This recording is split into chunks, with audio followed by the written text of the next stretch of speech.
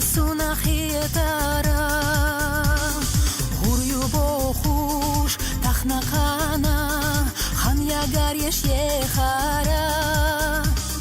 Sasadi sam Qochish khili Yena qichin oqchichu Dikchonaha Dignash dili Hotush suna merzashun Dikchonaha Dignash dili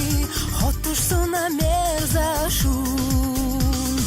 Tahana khas hetar Sadagi desina Idilak hetam Noqchi jubesina Khizadesh zezagash Lepila da shumal Khasta besh bezamash Lilila noqchinach Khizadesh zezagash Lepila da shumal Khasta besh bezamash Lilila noqchinach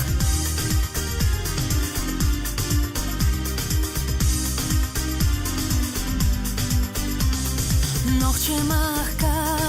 Yasayarna Dala bohu barkala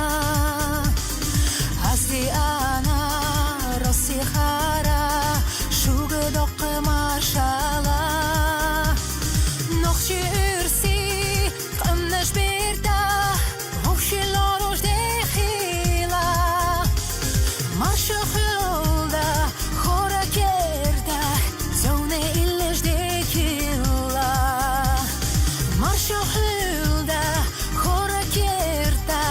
Zone illesh dekila Tahana khas hetar Sadagi desina Idilak hetam Noqchi jubesina Khizadesh zezagash Lepila da shumal Khasta besh bezamash Lilila noqchinach Khizadesh zezagash Lepila da shumal Khasta besh bezamash Lilila noqchinach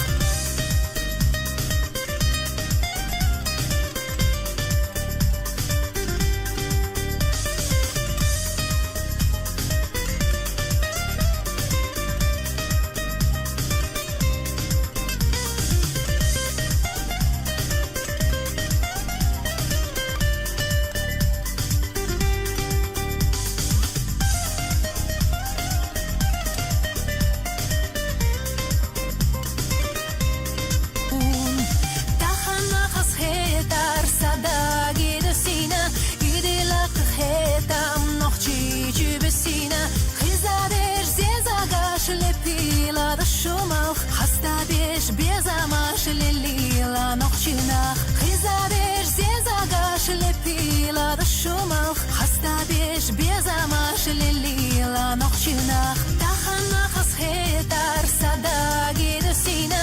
Idilak hetam Noqchi jubesina Khizadesh zezagash Lepila da shumal Khasta besh bezamash Lilila noqchinach Khizadesh zezagash Lepila da shumal Khasta besh bezamash Lilila noqchinach